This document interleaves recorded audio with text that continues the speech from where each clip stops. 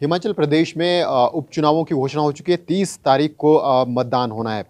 लेकिन दोनों तरफ के चुनाव प्रचार पर एक नज़र दौड़ाई जाए तो कांग्रेस के जो दिग्गज नेता हैं, राष्ट्रीय स्तर के नेता अब आना शुरू हो चुके हैं, लेकिन भाजपा की तरफ से फिलहाल कोई बड़ा चेहरा चुनाव प्रचार में नहीं उतरा है। कांग्रेस की बात करें तो आनंद शर्मा इस वक्त हिमाचल प्रदेश में हैं और कांग्रेस के लिए चुनाव प्रचार कर रहे हैं। इस पूरे इशू पर बात करने के लिए इस वक्त हमारे साथ रणधीर शर्मा है, भाजपा के मुख्य प्रवक्ता हैं। रणधीर जी, आनंद शर्मा पहुंच चुके हैं हिमाचल प्रदेश में और जमकर बयानबाजी हो रही है भाजपा के। देखिए, श्री आनंद शर्मा जी को हिमाचल प्रदेश की याद चुनावों में ही आती है।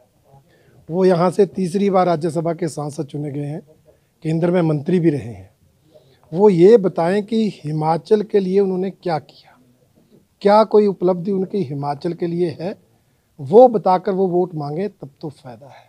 अन्यथा हम तो मानते हैं कि आनंद शर्मा जी हिमाचल प्रदेश में आनंद लेने आते हैं, एक पर्यटक के तौर पर आते हैं चुनाव के समय और चले जाते हैं। यहाँ उल्टी सीधी बयानबाजी करके लोगों को भ्रमित करने का प्रयास करते हैं, परंतु उनका कोई योगदान हिमाचल प्रदेश के विकास में या हिमाचल प्रदेश की जनता की समस्याओं के समाधान के लिए आज तक नहीं है।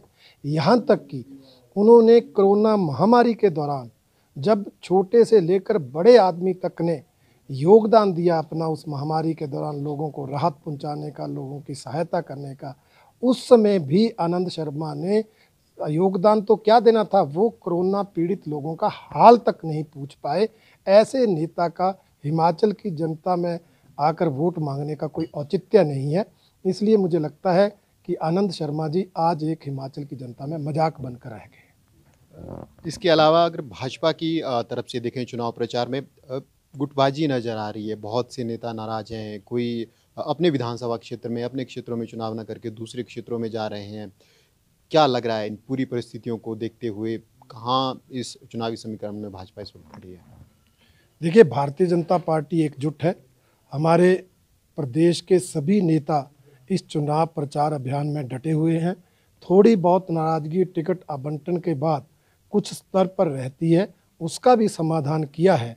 एक विधानसभा सीट को छोड़कर अन्य कहीं कोई हमारा बागी उम्मीदवार खड़ा नहीं हुआ है और सब लोग कोशिश कर रहे हैं कि भारतीय जनता पार्टी जीते, उनके प्रत्याशी जीते।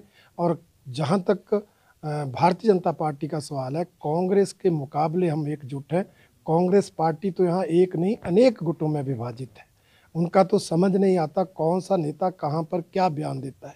एक ही मुद्दे पर उनके नेताओं के अलग अलग बयान आते हैं और जिस तरह से वो प्रचार प्रसार कर रहे हैं, कोई नेता कहीं जाना नहीं चाहता, कोई नेता कहीं आना नहीं चाहता। ये तो कांग्रेस गुटबाजी है। भारतीय जनता पार्टी एकजुट है। कांग्रेस के इश्यूज के ऊपर बात करते हैं जो जनता में लेकर जा रहे हैं। मुख्यमंत्री मंडी से हैं, मंडी में पूरा फोकस है भाजपा का भी। अब दो इशू कांग्रेस मंडी में उठा रही है, पहला शिवधाम और दूसरा बल एयरपोर्ट। क्या ये बन पाएंगे तय समय में? निश्चित रूप से शिवधाम के टेंडर भी हो गए हैं, वहाँ काम शुरू हो रहा है और बल एयरपोर्ट का भी जो लिडार का सर्वे है वो हो चुका है। प्रक्रिया चल रही है आगे की और निश्चित रूप से वहाँ जो हवाई अड्डे की हमारी सरकार की योजना है वो आने वाले समय में बनेगा। दूसरा बड़ा इशू जो कांग्रेस के हाथ में लगा है वो भाजपा विधायक जवाहर ठाकुर की बयानबाजी है। कैसे देखती है भाजपा इस पूरे बयान को? देखिए, वो उनका निजी बयान है। अब किस संदर्भ में उन्होंने वो बयान दिया मुझे उसकी जानकारी नहीं। भारतीय जनता पार्टी का उस बयान से कोई लेना देना नहीं। भारतीय जनता पार्टी महिला सशक्तिकरण में विश्वास रखती है। हमेशा हमारी सरकारों के समय महिलाओं के हित की और कल्याण की अनेक योजनाएं बनी हैं। आज हिमाचल प्रदेश की पंचायती राज संस्थाओं और शहरी निकायों चुनाव में अगर 50% आरक्षण मिला है तो वो भारतीय जनता पार्टी की सरकारों की देन है।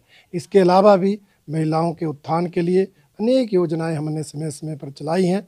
इसलिए ऐसे बयान भारतीय जनता पार्टी कोई ताल्लुकात नहीं रखती, कोई संबंध नहीं रखती।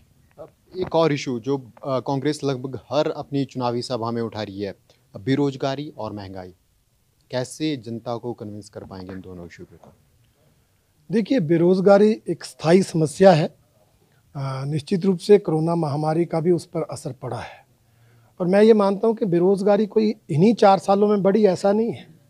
बेरोजगारी पहले से चली आ रही है और इसके लिए मुख्यतः कांग्रेस पार्टी दोषी है, क्योंकि अधिकतर समय कांग्रेस पार्टी की सरकारें रही, उनके कारण जो बेरोजगारी बढ़ी है वो मुख्य रूप से आज भी विद्यमान है। हमारी सरकार कोशिश कर रही है और मैं विश्वास के साथ बताना चाहता हूं कि हमारी इस सरकार ने 4 साल में अन्य सरकारों की तुलना में कई गुना ज़्यादा सरकारी नौकरियां और रोज़गार दिए हैं। ये ठीक है कि कोरोना महामारी में ये आंकड़ा थोड़ा बड़ा है और इस सारे रोज़गार देने के प्रोसेस में थोड़ा जो है रुकावट पड़ी है, पर हमें पूरा विश्वास है हमारी सरकार बेरोज़गारों को रोज़गार देने के लिए जो नीतियां बनाई है उन पर आगे भी काम करेगी। और जहां तक महंगाई का विषय है, महंगाई भी जो है कोरोना महामारी के कारण थोड़ी बढ़ी है, क्योंकि वैश्विक महामारी और जो कच्चे तेल की कीमतें हैं वो अंतर्राष्ट्रीय स्तर पर तय होती हैं, उसके कारण पेट्रोल डीजल महंगा होता है और जब पेट्रोल डीजल महंगा होता है तो अन्य चीज़ों की कीमतों में बढ़ोतरी आती है। परंतु मैं ये कहना चाहूँगा कि भारतीय जनता पार्टी की चाहे केंद्र की सरकार है चाहे प्रदेश की सरकार है, कोरोना काल में सारी आर्थिक स्थिति बिगड़ी, उसके बावजूद भी कोई टैक्स हमारी सरकारों ने नहीं लगाया जिसके कारण महंगाई बढ़ी हो। कोई सरकार के कदम से महंगाई नहीं बढ़ी है। अब कोई चीज़ की प्रोडक्शन कम हो गई, मांग बढ़ गई तो महंगाई बढ़ जाएगी, और कोरोना काल में प्रोडक्शन कम हुई है, ये एक महंगाई बढ़ने का मुख्य कारण है। परंतु इस विषय पर भी कांग्रेस को बोलने का अधिकार नहीं है। कांग्रेस की केंद्र में 2004 से 2014 सरकार रही, उस समय महंगाई की दर 12.5% रही, आज तो 4.5% है। उनके नेता किस मुंह से हमारे पर महंगाई बढ़ने का आरोप लगाते हैं? हमारी सरकारें चाहे केंद्र की प्रदेश की इस मुद्दे को लेकर चिंतित हैं और निश्चित रूप से प्रयास कर रही हैं और जल्दी ही बढ़ी हुई कीमतों पर नियंत्रण किया जाएगा। जी, तो रणधीर शर्मा भाजपा के मुख्य प्रवक्ता इस वक्त हमारे साथ थे। आनंद शर्मा पर्यटक की तरह हिमाचल प्रदेश में आते हैं और जवाहर ठाकुर का बयान उनका निजी बयान है, पार्टी का इससे कोई खास लेना देना नहीं है। इसके अलावा महंगाई और बेरोजगारी के इशू पर भी इन्होंने स्पष्टीकरण दिया। कैमरामैन लकी के साथ राजेंद्र शर्मा, ईटीवी भारत, शिमला।